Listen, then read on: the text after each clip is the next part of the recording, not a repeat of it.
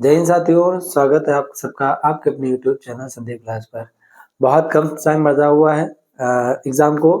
लगभग 1 महीना बचा हुआ है, तो जो बच्चे अभी तक की तैयारी कर रहे थे वो अब ज़ोरों-शोरों से तैयारी करें। आई होप आप लोग सब तैयारी कर रहे होंगे।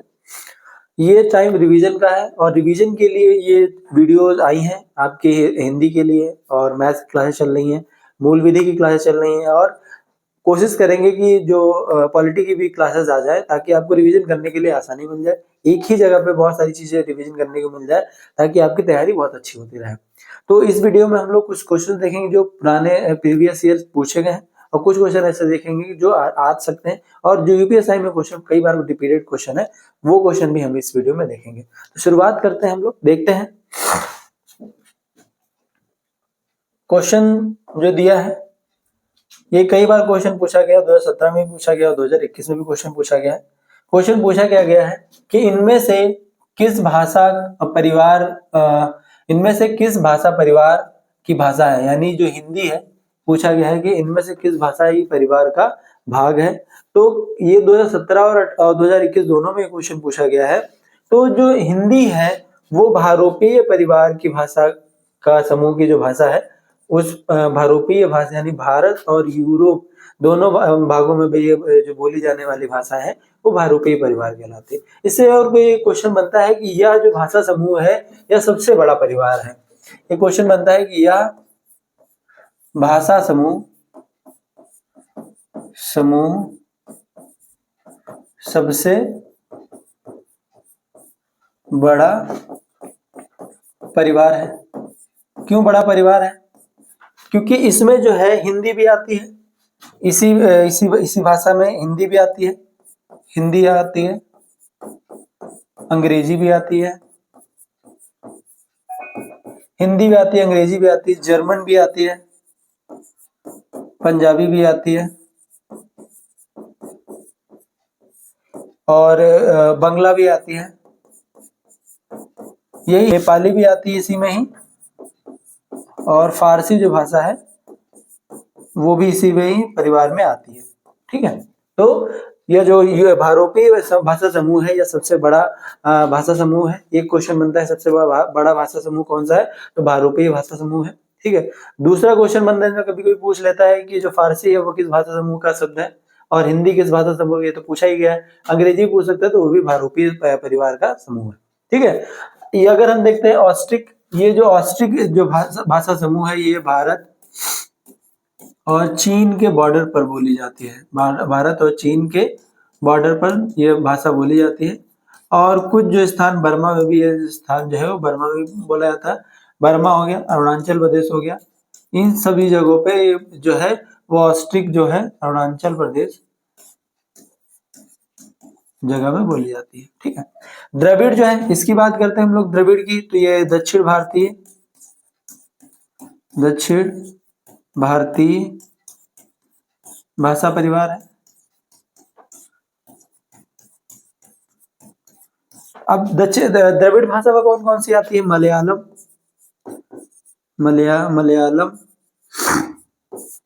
कन्नड़ और तेलुगु, तमिल, ये जो सारी भाषाएं हैं वो सब हमारी द्रविड़ भाषा में आती हैं। ठीक है, तो द्रविड़ भाषा में कौन कौन सा आता है? दक्षिण भारतीय भाषा, मलयालम, तेलुगु और कन्नड़, और जो है तमिल भाषा। अब चीनी जो भाषा है, चीनी भाषा में लगभग 400 भाषाएं और ऐड है। यहाँ सबसे बहुत एरिया में बोली जाती है, चीन में ही बोली जाती है, 400 भाषाएं ऐड है। ठीक है, लगभग तो ये चीनी भाषा दक्षिण पूर्वी एशिया में बोली जाती है, दक्षिण पूर्वी एशिया में बोली जाती है, और पूर्वी एशिया में बोली जाती है। तो ये सब जो भाषाएं हैं वो, यानी अगर इसकी जगह स्थान की बात करें, तो जगह स्थान की बात करें तो ये दक्षिण पूर्वी एशिया और पूर्वी एशिया यानी चीन और उधर की तरफ एशिया, इन जगहों पर बोली जाती है। तो कभी भाषा परिवार से कभी क्वेश्चन बने तो इस टाइप आप कर सकते हैं। भारोपीय भाषा हिंदी में, हिंदी आती सबसे बड़ा परिवार है। इसमें हिंदी, अंग्रेजी, पंजाबी, जर्मन, बंगला, नेपाली, फारसी ये सब भाषाएं आती है। द्रविड़ भाषा परिवार में क्या आता है, तमिल, तेलुगु, कन्नड़ ये भाषाएं परिवार आती है। और चीनी जो है वो पूर्वी दक्षिण पूर्वी एशिया और पूर्वी एशिया में बोली जाती है। फिर ऑस्ट्रिक जो भारत चीन बॉर्डर पे बर्मा वगैरह जो एरिया है वहां पर बोली जाती है। अगले प्रश्न की ओर चलते हैं, देखते हैं क्या दिया है। अगले प्रश्न क्या दिया है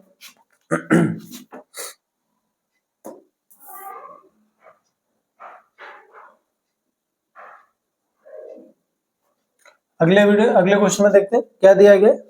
इसमें पूछा गया है कि सर्वनाम के कुल कितने भेद होते हैं। सर्वनामों की संख्या पूछी गई है कितनी होती है। तो सर्वनामों की संख्या से भी क्वेश्चन पूछ लिया गया कि बेसिक से कि सर्वनाम होते कितने हैं। ठीक है, तो सर्वनाम होते हैं 6 प्रकार के। सर्वनाम कितने प्रकार के होते हैं, 6 प्रकार के होते हैं। कौन कौन से होते हैं? एक होता है पुरुषवाचक सर्वनाम, एक होता है पुरुषवाचक सर्वनाम, पुरुषवाचक सर्वनाम। दूसरा होता है निजवाचक सर्वनाम, निजवाचक सर्वनाम। तीसरा ये अगर हम बात करें निश्चयवाचक सर्वनाम, निश्चयवाचक सर्वनाम। चौथे की बात करें हम लोग अनिश्चयवाचक सर्वनाम, अनिश्चयवाचक सर्वनाम। पांचवे की बात करें संबंधवाचक सर्वनाम, संबंधवाचक सर्वनाम। और एक होता है प्रश्नवाचक सर्वनाम, प्रश्नवाचक सर्वनाम। ठीक, निजवाचक सर्वनाम में क्या आता है, तो 6 प्रकार के होते हैं। अगले क्वेश्चन में हम लोग देखते हैं। इसमें कुछ जो दिया गया है, बांधा था, बांधा था विदु को किसने, इन काली जंजीरों से, मणि वाले फड़ियों का मुख क्यों भरा हुआ था हीरो से। तो इसमें पूछा गया है कि अलंकार कौन सा है। तो इसमें हम लोग अगर शब्दों को देखें तो इसमें बहुत सारी चीजें बढ़ा चढ़ा करके बताई गई हैं। ठीक है, जैसे बांधा था विदु को, विदु मतलब जो सागर होता है, विदु को किसने इन काली जंजीरों से, मड़ियों वाले फड़ियों का मुख क्यों भरा हुआ था हीरो से। तो इसमें बहुत बढ़ा चढ़ा करके बताया जाता है। तो इसमें जो अलंकार होगा वो अतिसंयोग अलंकार होगा। अतिसंयोग अलंकार में क्या होता है, अतिसंयोग अलंकार में जब शब्दों को बहुत ज्यादा बढ़ा चढ़ा करके बताया जाए तो वह अतिसंयोग अलंकार कहलाता है। ठीक है, अब श्लेष अलंकार क्या होता है। श्लेष अलंकार में यानी एक ही शब्द के अनेक अर्थ होते हैं, अर्थ होते हैं तो श्लेष अलंकार कहलाता है। ठीक, फिर विरोधाभास, एक सेकेंड। उत्प्रेक्षा अलंकार होता है जब उपमेय में उपमान की संभावना होती है, संभावना होती है तब उत्प्रेक्षा अलंकार कहलाता है। जैसे अगर कहें हम एग्जाम्पल में, मुख मानो चंद्रमा है, चंद्रमा है। ठीक, तो इसमें जो दिया गया है यानी मुख की उपमा जो है वो चंद्रमा के जैसे बताया गया है। तो जब हम लोग उपमेय में उपमान की संभावना होती है तो उत्प्रेक्षा अलंकार कहलाता है। श्लेष एक ही शब्द के कई अर्थ होते हैं तो वहां पर श्लेष अलंकार होता है विरोधाभास, जहां पर एक दूसरे का उपमेय में उपमान का विरोधाभास हो तो विरोधा। अतिसंयोग इसमें होगा, इसका सही जवाब होगा अतिसंयोग। आगे हम लोग देखते हैं अगले प्रश्न में। अगले प्रश्न में क्या दिया गया है, इसमें दिया गया कि वीति विभावरी जागरी, अंबर पनघट में डूबो रहो तारा घट उषा नागरी। इनमें कौन सा अलंकार होगा। तो अलंकार से 2 प्रश्न पूछे गए हैं। तो इसमें जो अलंकार होगा वो रूपक अलंकार होगा। रूपक अलंकार यानी जब हम लोग इसकी बात करें, जब उपमेय और उपमान, जब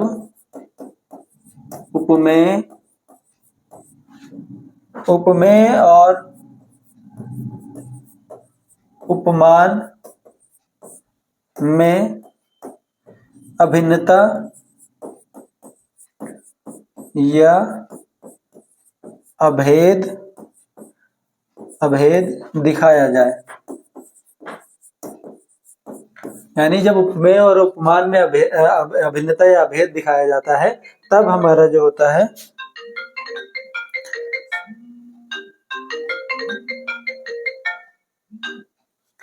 तब हमारा क्या होता है, रूपक अलंकार कहलाता है। ठीक है, इसमें देखिए जैसे अगर कहा जाए कि इसमें अंबर को पनघट के समान माना गया है, तारा को घट के अनुसार माना गया, उषा को नागरी के समान मतलब माना गया है, तो इसमें जो अलंकार किया जाएगा वो रूपक अलंकार होगा। उपमा अलंकार क्या होता है कि जब किसी चीज का समान रूप से उपमा की जाए, यानी समीप से उपमा की जाए। ठीक है, जैसे अगर कहा जाए कि चरण कमल, तो चरणों की उपमा जो है वो कमल से की गई है, तो जो उपमा अलंकार होता है उसमें जो है वो किसी भी वस्तु का उपमा सम्मान से किया जाता है। चरण कमल बंदो हो जाए, यानी चरण कमल, इसमें चरण की जो उपमा कमल से की गई है। यमक अलंकार दो शब्दों का, यानी जब दो शब्दों का प्रयोग अलग अलग अर्थ में किया जाए तो यमक अलंकार होता है। उत्प्रेक्षा अलंकार में उपमेय में उपमान की संभावना प्रतीत होती है, उपमेय में उपमान की संभावना प्रतीत होती है, तो वो उत्प्रेक्षा अलंकार होता है। उत्प्रेक्षा अलंकार की पहचानने की और एक भाषा होता है, इसमें शब्दों में क्या क्या क्या आता है, मनु मानो जानो मनो जानो आदि शब्दों का प्रयोग होता है। मन मानो जानो और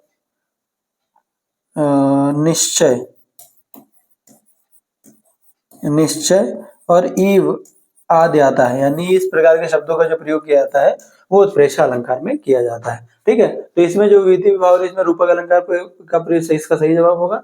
आगे हम लोग देखते हैं क्या दिया है। इनमें से भूगोल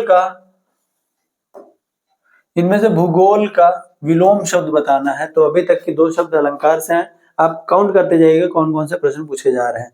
तो विलोम शब्द इसमें पूछा गया है कि कौन सा शब्द भूगोल का विलोम शब्द होगा। तो भूगोल मतलब होता है पृथ्वी से संबंधित, भू मतलब पृथ्वी संबंधित, खा मतलब अंतरिक्ष या आकाश। तो इसका जो विपरीत शब्द या जो विलोम शब्द होगा वो खगोल होगा। इतिहास का जो होगा, इसका होगा इतिहास का काल होगा, या वर्तमान कह सकते हैं, वर्तमान भी इसका विलोम शब्द होता है।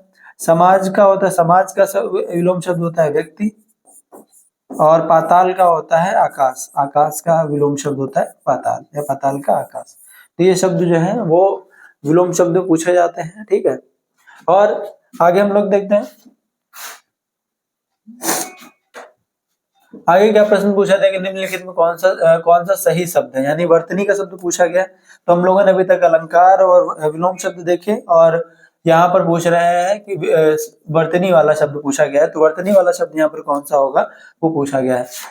कृतघ्न ये गलत शब्द है, कृतघ्न इनमें से कोई नहीं, यानी ये वाला जो है, ए वाला जो ऑप्शन है कृतघ्न, कृतज्ञ मतलब होता है किसी का उपकार मानने वाला, कृतज्ञ कहलाता है। ठीक है, तो ये वन वर्ड सब्स्टिट्यूशन यानी अनेक वाक्यों के लिए एक शब्द में प्रयोग किया जाता है, तो ये उससे पूछ सकते हैं। और सही शब्द मतलब ये लिखा है कृतज्ञ लिखा है, बाकी सब गलत है। ठीक है, आगे हम लोग देखते हैं। आगे पूछा गया कि प्रेमचंद इनमें से किस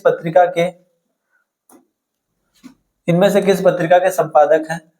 तो प्रेमचंद की जो एक पत्रिका है हंस, उसके संपादन है। अब प्रेमचंद की कुछ और पुस्तिका है, जैसे अगर मान लीजिए एक मंगलसूत्र करके पूछा गया है 2017 में, मंगलसूत्र हो गया, गोदान हो गया, गबन हो गया। ठीक है, गोदान, गबन, कर्मभूमि आदि इनकी रचनाएं हैं। ठीक है, तो यहाँ पर जो मुंशी प्रेमचंद की जो है वो पत्रिका है हंस, और हंस की मुंशी प्रेमचंद की पत्रिका है, बाकी किसी की नहीं है। दिनमान जो पत्रिका है, दिनमान पत्रिका जो है वो सच्चिदानंद हीरानंद वसायन की है, यानी यह जो पत्रिका है सच्चिदानंद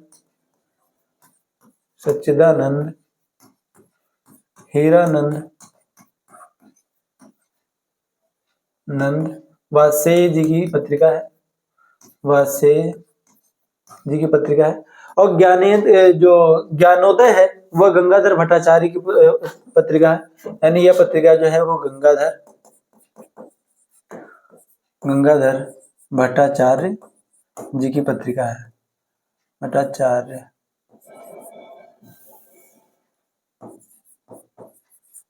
जी की पत्रिका है। ठीक है, अब ये जो आजकल है, ये जो पत्रिका है वो राकेश रेणु की है, राकेश रेणु की पत्रिका है।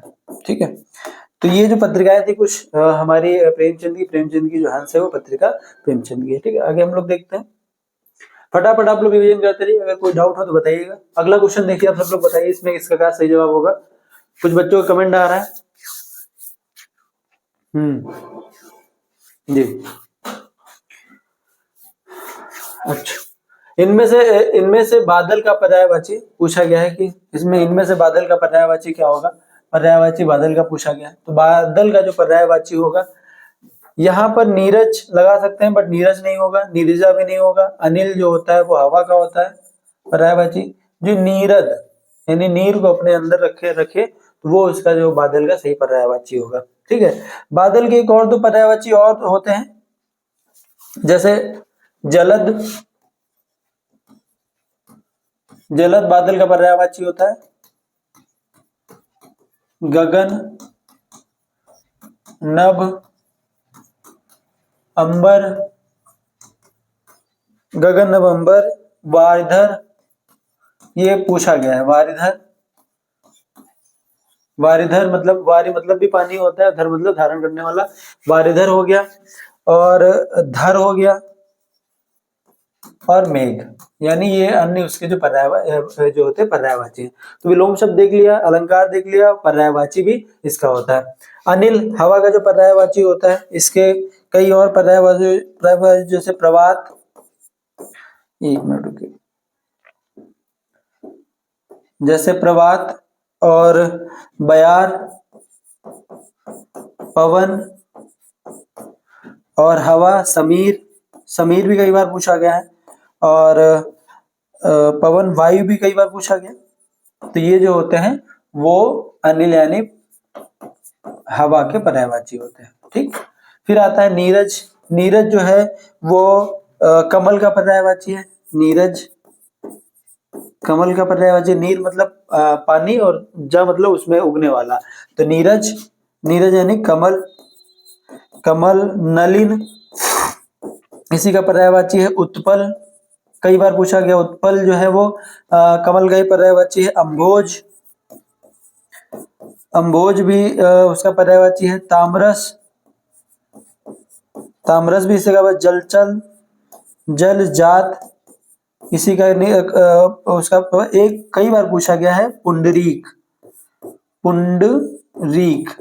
ये कई बार पूछा गया है। पुंडरीक भी जो है कमल का ही पर्यायवाची है। नीरजा यहाँ पर कई बार पूछा गया है कि कमल जैसा, इसका दो मीनिंग निकलती हैं। इनकी दो मीनिंग क्या निकलती है, एक होता है कमल के समान शुद्ध, ठीक, और दूसरा नीरजा लक्ष्मी माता के लिए भी प्रयोग किया गया है, लक्ष्मी माता के लिए भी प्रयोग किया गया है। ठीक है, तो इसका पर्यायवाची ये भी ले सकते हैं। ठीक है, तो इस टाइप के पर्यायवाची भी आपको देखने पड़ेंगे, कई बार क्वेश्चन पूछा गया है, पर्यायवाची से भी क्वेश्चन बनने हैं। अगला क्वेश्चन क्या दिया गया है, अगला क्वेश्चन दिया गया शुद्ध शब्द, यानी ये शब्द दिया गया वर्तनी से, तो इसे पूछा गया शुद्ध शब्द, यानी हमें वर्तनी बतानी कौन सी शुद्ध होगी। वर्तनी कई प्रकार से कई शब्द देते हैं, उसमें वर्तनी शुद्धि बतानी पड़ती है, और कई बार हमें दे देते हैं कि हमें शब्दों के वर्णों के अंदर जो वर्तनी शुद्धि करनी पड़ती है, सब अलग अलग आती है। शब्द दे देंगे उसमें बताया जाएगा कि यह कौन सा शब्द शुद्ध होगा, और कभी कुछ वर्ड दे दिया तो उसमें कुछ मात्राओं की या वर्णों की जो अशुद्धि होती है वो हमें देखना पड़ता है। अध्येता गलत लिखा, अध्यात्म कोई वर्ड नहीं होता, अध्येता भी गलत लिखा हुआ है, तो इसका जो सही शब्द है वो अध्येता है। अध्येता यहाँ पर सही शब्द का प्रयोग किया गया है। आगे हम लोग देखते हैं क्या लिखा है, इनमें से कौन सा शब्द शत्रु, इसमें शत्रु का पर्यायवाची पूछा गया है, यानी शत्रु का जो है वो पर्यायवाची पूछा गया है। तो शत्रु का पर्यायवाची की बात करें हम लोग, यहाँ पर शत्रु का पर्यायवाची होता है अरि। ठीक है। और बाकी अलग अलग पर्यायवाची होते हैं, वही बात करते हैं। तो शत्रु के पर्यायवाची जो शब्द होता है वो अरि होता है, और शत्रु के और पर्यायवाची जो होता है शत्रु, एक हो गया अरि, ये पूछा गया। दूसरा होता है बैरी, तीसरा की बात करें दुश्मन, ठीक, और विपक्षी, और यहां पर बात करें प्रतिवादी, अमित्र भी कह सकते हैं इसको, अमित्र, प्रतिवादी, और इसकी एक आती है रिपु, कई बार पूछा गया है। ये दो शब्द यहाँ पर हैं, रिपु और अरि, यानी ये बहुत महत्वपूर्ण है क्योंकि ये सब अलग जैसा लगता है। बाकी कौन सा? रिपु दुश्मन का ही पर्यायवाची है या शत्रु शब्द का ही पर्यायवाची है, ठीक है। यहाँ अगर हम सारंग की बात करें तो सारंग के जो शब्द की प्रयोग किया गया है, सारंग शब्द जो है वो सारंग शब्द का जो सिंह का पर्यायवाची है, सारंग, सारंग शब्द जो है वो सिंह का पर्यायवाची है। सिंह भी कहते हैं, केसरी भी कहते हैं, केसरी भी कई बार पूछा गया है, केसरी प्रिया पूछा गया है, शेर भी कहा गया है, शेर हो गया, शार्दुल कई बार पूछा गया है, शार्दुल हो गया, नाहर हो गया। ये जो शब्द हैं वो सिंह यानी शेर के पर्यायवाची है। कुमारगी, कुमारगी की बात करें, कुमारगी, यहाँ पर कुमारगी की बात करें तो कुमारगी में क्या आ जाएगा? दुश्चरित्र, कुमारगी दुश्चरित्र, बदचलन, बदचलन, और कुचाली,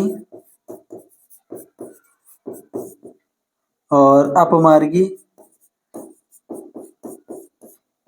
ये सब जो है वो कुमारगी के प्रयोग होते हैं। अब आता है कुपात्र, कुपात्र के कई बार पूछा गया, तो कुपात्र का हो गया अयोग्य, अयोग्य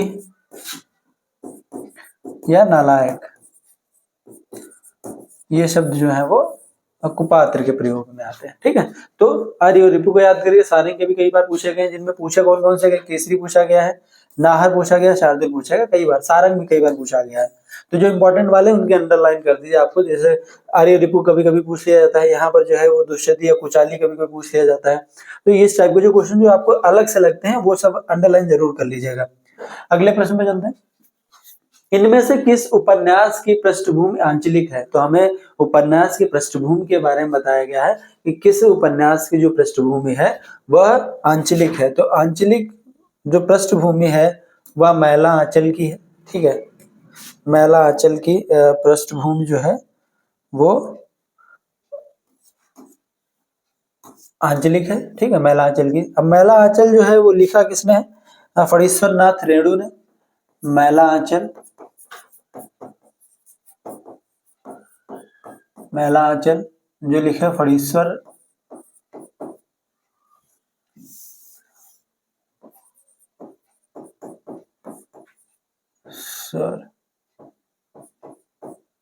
नाथ रेणु ने लिखा। फणीश्वर नाथ रेणु ने 1954 में लिखी थी, 1954 में मैला आंचल लिखी थी, ठीक है। पहले जो उपन्यास होते हैं इनमें कोई जो लेखक होता है कोई मतलब श्रोता नहीं होता, खुद उस पार्ट का या उस उपन्यास का पार्ट होता है और बहुत सारे कैरेक्टर्स उसमें होते हैं। तो ऐसे जो कैरेक्टर्स या उपन्यास लिखे जाते हैं वो आंचलिक जो होते हैं, उनकी जो पृष्ठभूमि होती है वो आंचलिक होती है, ठीक है। तो लिखी किसने है? मैला आंचल फणीश्वर नाथ रेणु ने, और 1954 में इसको लिखा था। आगे हम लोग देखते हैं। आगे क्वेश्चन पूछा गया कि अदरक, आगे पूछा गया कि अदरक का तत्सम जो है वो क्या पूछा, सॉरी अदरक का तद्भव पूछा गया है। तो अदरक का तद्भव अगर कई बार पूछा गया तो बच्चे बहुत कंफ्यूज हो जाते हैं, अदरक का अदरक दे देते हैं क्योंकि बोलने में हमारा वही वर्ड निकलता है, ठीक है। तो अदरक, अदरक जो अदरक का होता है तद्भव जो होगा वो अदरक नहीं होगा। अदरक का जो तद्भव होता है वो अदरक होता है, का होता है, खा नहीं होता है आखिरी में, ठीक है। अब यहाँ पर जो अदरक और अदरक, इनमें कंफ्यूजन क्यों होता है? क्योंकि यहाँ पर देखो अदरक और वो बोलने में निकलता है अदरक, ठीक है, लेकिन हमारा जो वर्ड होता है वो का होता है, खा नहीं होता है, याद रखिएगा। आद्र, आद्र का अगर हम लोग तद्भव देखें तो गीला होता है, ठीक। और अदरक, अदरक जो कोई वर्ड ही नहीं होता है, ठीक। तो आद्र का जो गीला हो गया, या जिसको हम लोग नम भी कह सकते हैं, दो शब्द हो सकते हैं, नम और गीला, दोनों जो इसके तद्भव होंगे। ठीक। अगले हम लोग देखते हैं क्या दिया गया है। रीतिकाल को,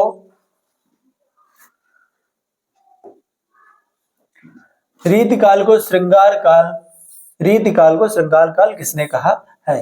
तो रीतिकाल को श्रृंगार काल किसने कहा है, एक ये क्वेश्चन बनता है। दूसरा क्वेश्चन बनता है कि रीतिकाल का नाम किसने दिया? तो दो प्रश्न से बहुत इंपॉर्टेंट बनते हैं, ठीक है। दोनों क्वेश्चन बहुत इंपॉर्टेंट है कि रीतिकाल का नाम किसने कहा था और रीतिकाल को श्रृंगार काल किसने कहा था, वो क्वेश्चन कई बार पूछा गया है। तो रीतिकाल को श्रृंगार काल जो है वो विश्वनाथ प्रसाद मिश्र ने जो किया था।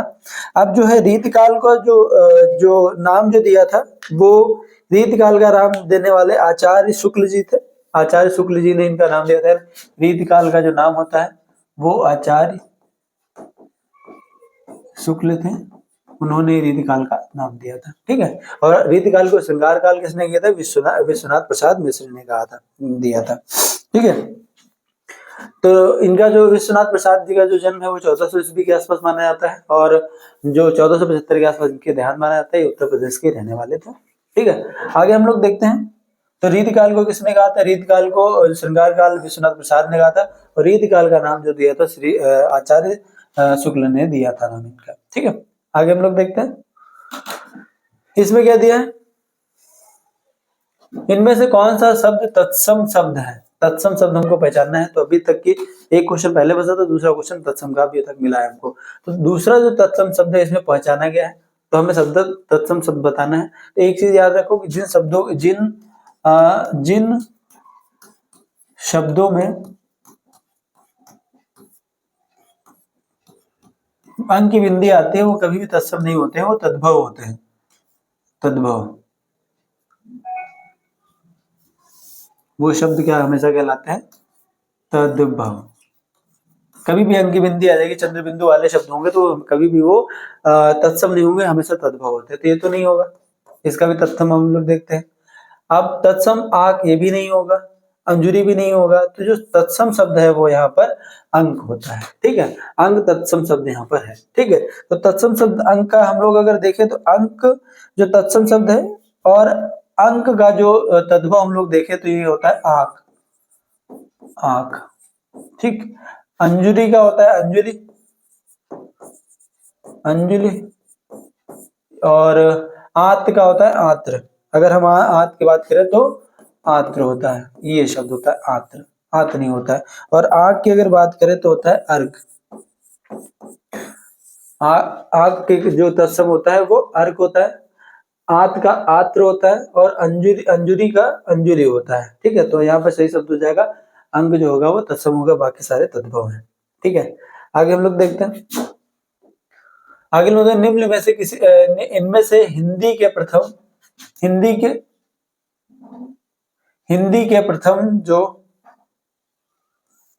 सूफी कवि कौन है? तो सूफी कवि थे, यानी जो हम लोग जो कुछ ऐसे कविता कहते थे वो सूफी लैंग्वेज होती है, या उनका एक भाव होता है सूफी, ठीक है।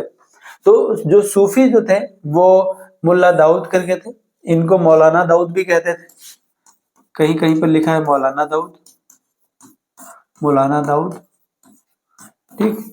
तो मौलाना दाऊद जो थे वो सूफी कवि थे, बाकी जो सूफी कवि नहीं थे। तो सूफी कवि जो थे वो डलमऊ माना जाता है इनका स्थान, यूपी में एक जगह है डलमऊ, वहीं के रहने वाले थे। और कभी कभी कुछ ऐसे सूफी कवियों के नाम पूछ लेता है, तो सूफी कवि जो है वो नाम जो अन्य जो है सूफी कवि, जैसे इनका देखिए हम लोग बात करें, पहले एक थे जो बहुत ज्यादा माने जाते हैं, वो मलिक मोहम्मद जैसी जी माने जाते हैं, मलिक मोहम्मद जैसी, ये भी सूफी कवि थे। इनकी एक रचना है जिस रचना का नाम है पद्मावत। पद्मावत कई बार पूछी जाती है कि किसकी रचना है, तो इनकी है। अखरावट भी इन्हीं की है, अखरावट, पद्मावत और अखरावट भी इन्हीं की है। और अगर हम बात करें आखिरी कलम भी इन्हीं की है, आखिरी कलम भी इन्हीं की है। और एक जो सूफी कवि थे मंझन, ये भी सूफी कवि मंझन है। दूसरी कुतुबन, कुतुबन ये जो थे वो कुछ सूफी कवि हैं। एक हो गए मलिक मोहम्मद जासी, मलिक मोहम्मद जैसी हो गए, इनकी रचना पद्मावत, अखरावट, आखिरी कलम तीनों पूछी जाती हैं, तो तीनों इनकी रचना है। मौलाना दाऊद या मुल्ला दाऊद भी सूफी कवि थे। ठीक है, तो सूफी कवि से भी कभी क्वेश्चन बनेगा तो आप आंसर लिख लीजिएगा। अगली क्या है, इनमें से किस रचना की पृष्ठभूमि सांप्रदायिकता की त्रासदी है? तो सांप्रदायिकता की त्रासदी जो है वो तमस एक जो है रचना है, उनकी उसी की जो पृष्ठभूमि है। तो तमस की जो रचना है वो किसकी, अगर ये बात करें तमस ने भीष्म साहनी ने लिखी है।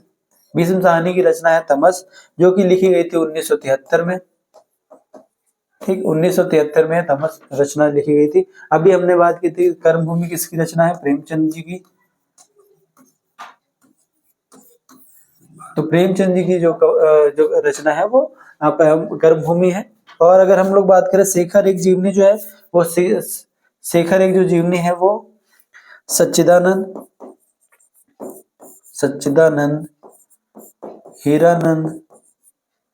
हीरानंद वात्स्यायन जी की है। कभी कभी वर्तनी में वात्स्यायन का भी नाम पूछ लेता है, वात्स्यायन जी की है।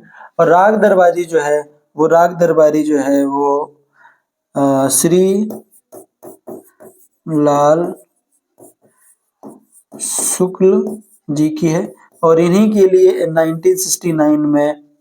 1969 में हिंदी साहित्य अकादमी पुरस्कार इनको अवार्ड मिला। तो राग दरबारी कई बार पूछी गई है। तो किसकी रचना है, श्री लाल शुक्ल जी की। सच्चिदानंद हीरानंद वात्स्यायन की रचना शेखर एक जीवनी। तमस किसकी है, भीष्म साहनी की 1973 में लिखी गई थी।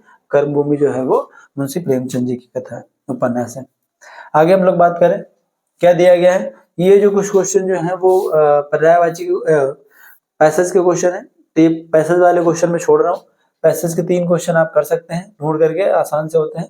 उसके बाद हम लोग देखते हैं क्या पूछा गया है कि इसमें संचारी भावों की संख्या जो है वो बतानी है कितनी होती है। संचारी भावों की जो संख्या इसमें वो बतानी है कि कितनी होगी। तो संचारी भावों की अगर हम संख्याओं की बात करें तो संचारी भावों की जो संख्या होती है वो 33 होती है। अब संचारी भाव क्या होते हैं, कौन कौन से वर्ड होते हैं, कौन कौन से भाव होते हैं, उसकी बात करें। जैसे हम लोग बात करें निर्वेद, ग्लानि मतलब दुख, और बात करें शंका और श्रम, आलस्य, चिंता, मोह और चपलता, हर्ष मतलब खुशी, और जड़ता मतलब कहीं पर हम बैठ जाते हैं तो किसी चीज में मन नहीं लगता तो जड़ता कहलाती है। तो इस टाइप के जो भाव है, यानी भाव, टोटल भावों की संख्या है 33। यानी कभी पूछा संचारी भावों की संख्या कितनी है, वह 33 है। आगे हम लोग देखते हैं रामकृष्ण मिशन द्वारा संचालित किस पत्रिका का संपादन सूर्यकांत त्रिपाठी जी निराला जी ने किया है। तो रामकृष्ण मिशन की बात करें तो रामकृष्ण मिशन जो था वो 1897 में राम कृष्ण परम हंस जी ने किया था। ठीक है, रामकृष्ण परमहंस जी ने 1897 में किया था। और रामकृष्ण परमहंस जी के जो शिष्य थे वो विवेकानंद जी थे। ठीक है, तो इसी में ही सूर्यकांत त्रिपाठी जी ने एक पत्रिका संपादित की थी। उस पत्रिका का नाम था समन्वय। और ये लगभग आई थी 1922 से 1923 के बीच में। जो एक है पत्रिका, उसमें जो है वो अंडर में लिखा था। और निराला जी ने मतवाला भी इन्हीं की रचना है, लेकिन रामकृष्ण परमहंस के पत्रिका का संपादन किया था तो वो समन्वय करके होगा। ठीक है, आगे हम लोग देखते हैं। आगे क्वेश्चन में क्या दिया, अनुनासिक स्वर, अब ये पूछा गया कि वर्णमाला से क्वेश्चन पूछे गए हैं, वर्णमाला से क्वेश्चन पूछा गया है कि अनुनासिक स्वरों में उच्चारण, अनुनासिक स्वरों के उच्चारण स्थल कौन सा होता है, या अनुनासिक शब्द कहाँ से बोले जाते हैं। ठीक है, तो अनुनासिक जो शब्द होते हैं वो नाक और मुंह दोनों से बोले जाते हैं, यानी से इसका सही जवाब होगा नाक और मुंह से जो शब्द बोले जाते हैं वो अनुनासिक शब्द होते हैं। ओष्ठ, जो ऊ वाले अक्षर या ऊ वाला जो चरण होता है, ऊ और हो गया पा वा, तो जो ऊ हो गया और बड़ा ऊ हो गया, ये शब्द हमारे ओठ से बोले जाते हैं। और नाक से बोलने वाले शब्द होता है जो अनुनासिक शब्द, जैसे अंगा होता है वो भी जो नाक से बोलने वाले अलग होता है। नाक और मुंह से बोलने वाले जो शब्द होता है वो अनुनासिक स्वरों का उच्चारण वहीं से होता है। आगे हम लोग देखते हैं, आगे क्वेश्चन देखिएगा, बेटा पढ़ाई पे ध्यान दो, कमेंट में नहीं। क्या लिखा, निम्नलिखित में से, कहते हैं निम्नलिखित में किस व्यंजन का उच्चारण तालु से तालु से होता है। तो तालु से होने वाले जो व्यंजन है वो कौन कौन से होते हैं, कौन सा होगा। तो तालु से जो बोला जाता है वो होता है जा, तालु से जो बोला जाता है वो होता है जा। और उसके बाद में हम लोग देखें माँ जो होता है वो ओष्ठ होता है, ओष्ठ वाला, यानी ओष्ठ, ओष्ठ वाला जो शब्द होता है पा वर्ग, पा वर्ग जो होता है वो ओष्ठ होता है। टा वर्ग जो होता है धन्य होता है, टा वर्ग होता है मूर्धन्य, मूर्धन्य जो होता है टा वर्ग होता है। गा वर्ग की बात करें तो कंठ होता है, कंठ जो वर्ग होता है वो गा वर्ग होता है, तो इसका सही जवाब हो जाएगा जा। ठीक है, आगे हम लोग देखते हैं, तो वर्णमाला से क्वेश्चन मिला। उसके बाद हम लोग देखते हैं जिसका जन्म पहले हुआ हो, यानी जिसका जन्म जो पूछा गया है पहले हुआ हो, यानी ये पूछा गया अनेक वाक्यों के लिए एक शब्द पूछा गया है, वाक्यांशों के लिए एक शब्द। जिसका जन्म पहले हुआ हो वह होता है अग्रज। ठीक है, अग्रणी होता है आगे चलने वाला, आगे चलने वाला। ठीक, अग्र मतलब आगे होता है, पहले, आगे या पहले, तो इसका सही जवाब हो जाएगा अग्रज, यानी जो पहले पैदा हो उसका उसको अग्रज कहते हैं। ठीक है, ज्येष्ठ भी कहते हैं, बड़ा। यानी अगला क्वेश्चन क्या दिया गया, निम्नलिखित में तत्सम शब्द, अब दो तत्सम तत्सम तत्सम और तद्भव दो क्वेश्चन दिए, तीसरा एक क्वेश्चन, यानी तीन क्वेश्चन अभी तक तत्सम और तद्भव से पूछे गए। तो तत्सम पूछा गया, इसमें कौन सा होगा, तो ना ही पकवान होगा, इसका होता है पकवान, पकवान। ठीक, तत्सम जो तत्सम नहीं होगा, पंख भी नहीं होगा, जो इसका तत्सम शब्द होगा। और पंख का जो होता है यहाँ पारा का होता है पारद, जो पारद होता है तत्सम होता है। पंख का अगर हम बात करें तो पंख जो है, पंख का होता है पक्ष, पंख का होता है पक्ष। और पवन का होता है, अगर पवन का हम लोग तत्सम देखें तो पवन का होता है,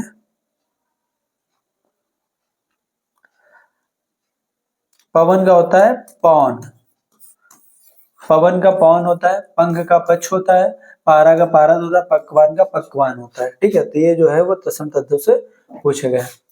अगला क्वेश्चन हम लोग देखते हैं। आगे आपको क्वेश्चन समझ में आ रहा है तो आप नीचे कमेंट करके बताइएगा, अगर कोई दिक्कत होती है, कोई और चीज पूछनी है तो नीचे कमेंट करके जरूर पूछिएगा। पूछा गया कौन सा वर्ड जो है वो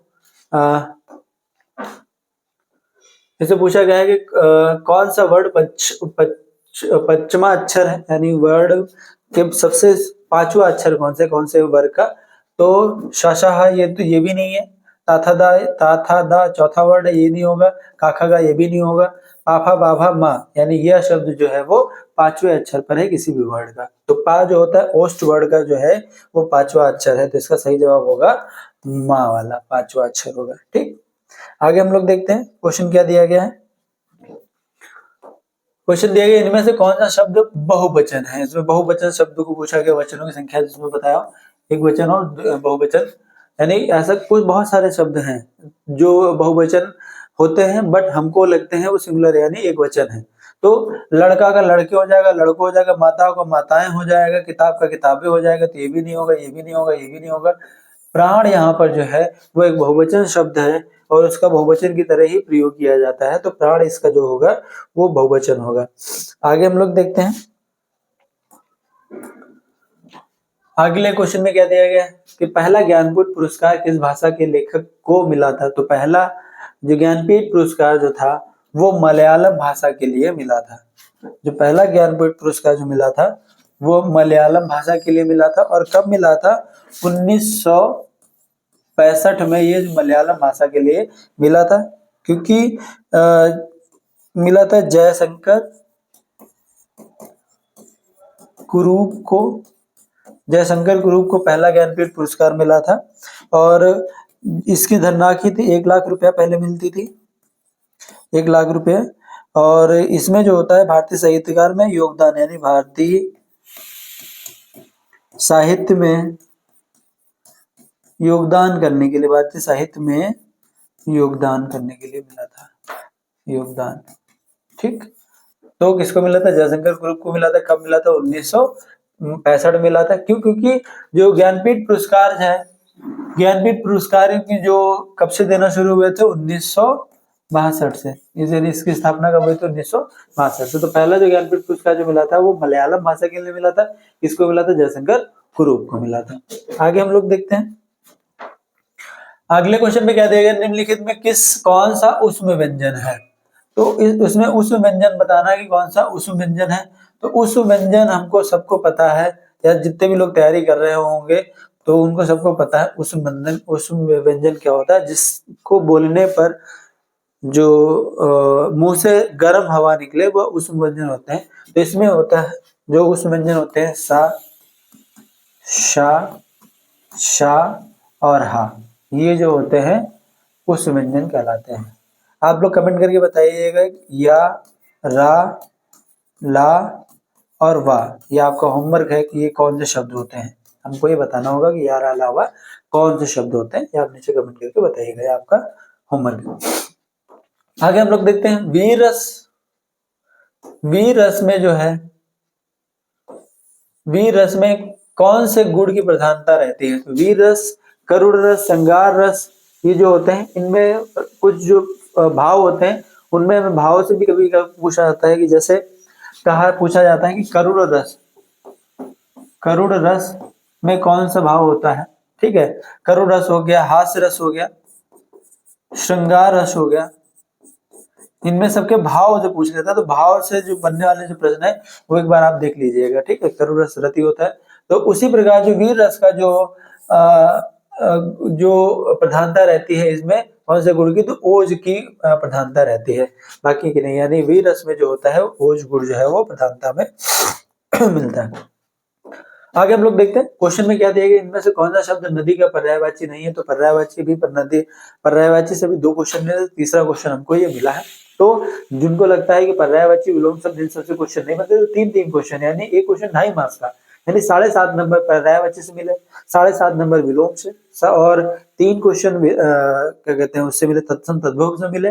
ये सब आप टॉपिक देखिए कौन कौन से टॉपिक आपको पूछे जा रहे हैं। तो इसमें पूछा क्या गया, कौन सा सब नदी का पर्यायवाची? तो तीसरा सब नदी का पर्यायवाची होगा। देखिए, सरिता होता है, अपगा होता है, निम्नगा भी होता है, लेकिन आपदा जो होता है वो सरिता का या नदी का पर्यायवाची नहीं होता है। तो नदी के पर्यायवाची की अगर हम बात करें, इसमें कुछ और भी होते हैं, जैसे नदी के और पर्यायवाची तरनी होता है,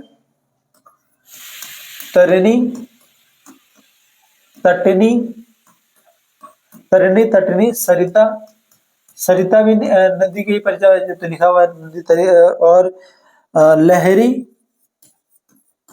लहरी भी इसी के पर्यायवाची होता है। सरी भी, सरी भी जो है होता है इसी का ही पर्यायवाची होता है। आपदा का यहाँ जो पर्यायवाची होता है वो विपत्ति, कई बार पूछा गया, विपत्ति होता है। आफत होता है, आपत्ति, मुसीबत होता है।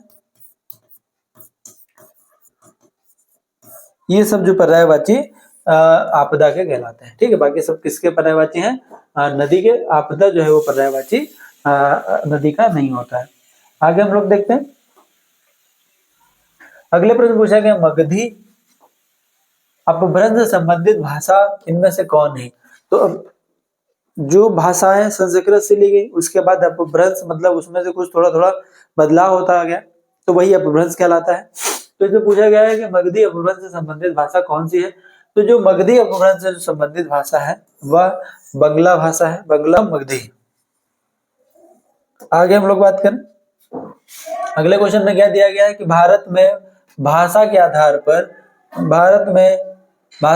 सर्वप्रथम किस राज्य का गठन हुआ था? तो भाषा के आधार पर सर्वप्रथम 1953 में आंध्र राज्य कर ये जो है वो अपना राज्य अलग हुआ। बाद में इसका नाम आंध्र प्रदेश रखा गया। अब एक क्वेश्चन बनता है कि कौन सी भाषा जो है यहाँ पर जो चल रही थी उसी के आधार पर जो अलग किया गया। तो यहाँ पर जो थी वो मलयालम भाषा के आधार पर इनको अलग किया गया था। तो आंध्र प्रदेश जो है पहला ऐसा राज्य था जो उसको भाषा के आधार पर अलग राज्य बनाया गया था। ठीक है, ये हिस्ट्री का क्वेश्चन है। अगले क्वेश्चन हम लोग देख, लेकिन हिंदी पूछ लिया गया। हिंदी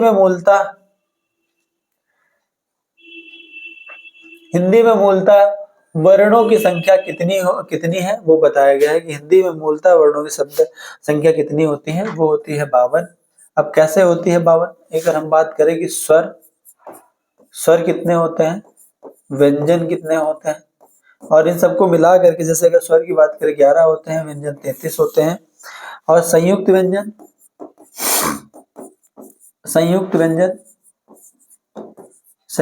कितने होते हैं? 4 होते हैं। और द्विगुण व्यंजन कौन होते हैं?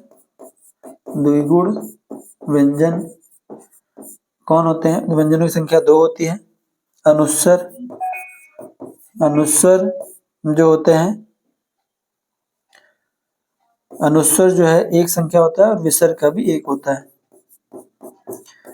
विसर्ग जो होता है एक होता है। अब द्विगुण यहाँ पर की बात करें, द्विगुण कौन सा होता है?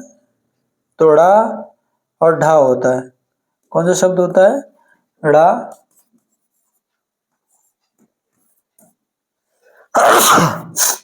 और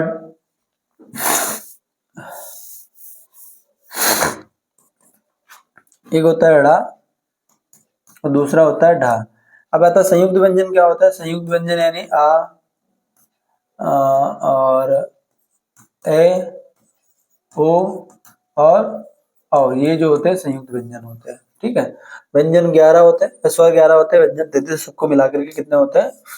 52। तो इसका सही जवाब होगा 52। 2024 के बाद में 53 मानते हैं, बट कई जगह पर जो है वो 2023 से पहले का ही होते हैं, यानी 52 मानते हैं।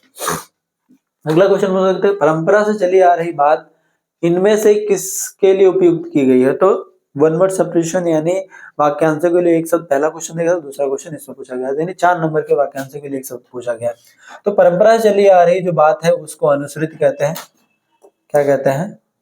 अनुश्रुति कहते हैं। और लोकोक्ति, या जिसको हम लोग कहते हैं कि बहुत सारी जो होती है मुहावरे, और उसको मुहावरा या वाक्यांशों के लिए एक शब्द जो प्रयोग किया था वो लोकोक्ति कहलाती है। ठीक, प्रतिश्रुत मतलब किसी चीज का हम लोग लिख के देते हैं, ठीक है, तो वो हमारा प्रतिश्रुत कहलाती है। उपकारी मतलब होता है उपकार करने वाला। तो इसका सही जवाब होगा अनुश्रुत, यानी परंपरा चली आ रही बात अनुश्रुत कहलाती है। नाक का बाल होना, इसका जो सही शब्द होता है, अर्थ होता है अधिक प्यारा होना। तीसरा शब्द वाक्यांशों के लिए शब्द, यानी 6 नंबर के वाक्यांशों के लिए शब्द, यानी अधिक प्यारा होना, जो नाक का एक बाल जो मुहावरा होता है उसका। अच्छा, मुहावरे से क्वेश्चन पूछा गया, मुहावरे से क्वेश्चन आया, तो नाक का बाल होता है अत्यधिक प्यारा। आगे हम लोग देखते हैं, चंदायन इनमें से किस लोक कथा पर आधारित है? तो जो चंदायन है वो चनैनी लोक कथा पर आधारित है। तो इसका जो होगा सही जवाब चनैनी होगा। चनैनी जो है चंदायन जो इसका लोक कथा पर आधारित है, जो चंदायन। आगे हम लोग देखते हैं, क्वेश्चन जो है बहुत इंपॉर्टेंट है, थोड़े से क्वेश्चन टाइम लगता है समझने और समझाने में, तो कोशिश करेंगे जितनी जल्दी हो सके समझाने की, क्योंकि रिवीजन कराने के बहुत पास में है, आज से रिवीजन शुरू होगा। तो इसमें पूछा गया है कि आसमान शब्द का पर्यायवाची, यानी अभी तक की 6 नंबर का जो है पर्यायवाची पूछा गया, और 8 नंबर यानी 2 क्वेश्चन को और मिल गया। तो आसमान का जो पर्यायवाची इनमें से कौन है वो पूछा गया है। तो रसायल मतलब होता है आम, और केतन मतलब होता है झंडा, और व्योम जो होता है इसका सही जवाब होगा। ठीक है, तो व्योम मतलब क्या होता है, आसमान। आसमान का पर्यायवाची हमने बताया इसे अंबर, नभ, गगन, ये सब सारे जो होते हैं वो आसमान के ही पर्यायवाची होते हैं। आगे हम लोग देखते हैं 39वां क्वेश्चन क्या दिया गया, इनमें से समष्टि का विलोम शब्द। अब 6 नंबर का विलोम पूछा गया था, अब 8 यानी 4 क्वेश्चन विलोम शब्द और पर्यायवाची से पूछे गए, 4 इसके और 4 पर्यायवाची के। तो इंपॉर्टेंट आप लोग देख लीजिए कौन कौन सा टॉपिक है। तो 4 नंबर इस 4 क्वेश्चन यानी 2.5 नंबर के, यानी 10 मार्क्स के पर्यायवाची और विलोम शब्द पूछे गए हैं। समष्टि का जो विलोम शब्द होगा वो वेस्ट होगा, वेस्ट होगा। विशिष्ट का जो विलोम शब्द होता है वो शिष्ट होता है। विशिष्ट मतलब होता है विलोम, अशिष्ट मतलब शिष्ट होता है, और विशिष्ट मतलब होता है विशेष रूप से। तो इसका हो जाएगा विशिष्ट मतलब सामान्य, इसका विलोम शब्द क्या हो जाएगा, सामान्य। अस्ति का हो जाएगा अस्त मतलब होता है किसी चीज के समाप्त से सूर्य अस्ति, तो इसका क्या हो जाएगा, उदय। तो वे समष्टि का वेस्ट सही जवाब होगा। आगे हम लोग देखते हैं, लास्ट क्वेश्चन है खेत रहना, एक मुहावरा दिया गया, मुहावरे से 2 क्वेश्चन में पूछा गया, एक वो वाला और दूसरा ये, यानी अत्यधिक प्यारा या नाक का बाल, और दूसरा क्वेश्चन ये है खेत रहना। अब खेत रहने का अर्थ पूछा गया मुहावरा, खेत की रखवाली करना भी नहीं होता है, खेत में काम करने वाला भी नहीं होता है, इनमें से नहीं, यानी जो खेत रहना जो है वो वीर गति को पाना, ये सही जवाब इसका होगा। ठीक है, तो अगर आपको वीडियो अच्छी लगा हो तो नीचे कमेंट करके जरूर बताइएगा, नीचे कमेंट करिए और दोस्तों को शेयर कर दीजिए, और चैनल को सब्सक्राइब जरूर करिएगा। आप भी लोगों को सपोर्ट चाहिए हमको, अगर सपोर्ट मिलता रहेगा तो आगे चाहे वीडियोस बनती रहेंगी, नहीं मिलेगा तो हो सकता है कि ना प्रोवाइड हो पाए। तो चैनल को सब्सक्राइब करिए, दोस्तों को शेयर कर दीजिएगा। अगर कोई नीचे कमेंट या सुझाव है तो नीचे कमेंट करके जरूर बताइएगा। इसके साथ जय हिंद, जय भारत।